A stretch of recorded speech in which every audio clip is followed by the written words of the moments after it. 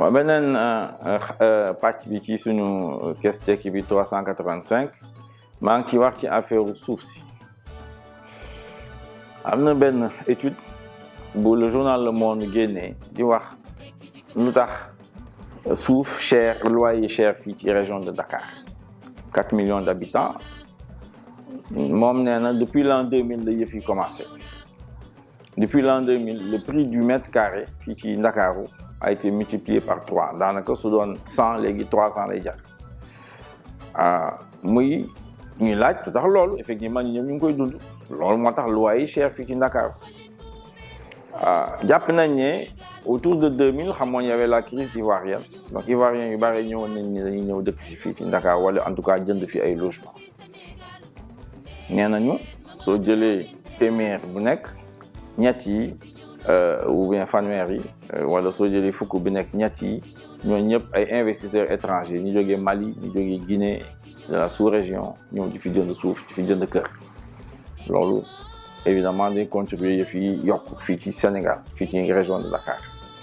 mais du loolu kese parce que il y a des circuits de corruption xaalis bu ñuy luubal wax naa ko ne au moins 80 milliards dinañ koy luubal chaque année fii ci Sénégal di ko recycler nag ci biir foncier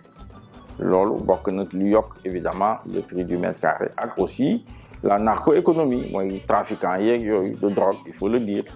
loolu yëpp bokk na ci lu yokk fii prix du suuf si le prix du mètre carré dans la région de Dakar. Amadou Ba l'ascenseur 2000 la yëf yi commencé tout de suite moo ne woon directeur des impôts et des domaines su may wax ne c'est le patron de la bourgeoisie foncière loolu moo tax may wax donc moom tey ak ñu mu jàppale ak la bourgeoisie foncière yu nekk ci ginnaaw ñu téye suufu Sénégal bëgg régulariser seen suuf wala bëgg akimoo suufu Sénégal ñoom ñoo ngem Amadou Ba ñoo bëgg jël réew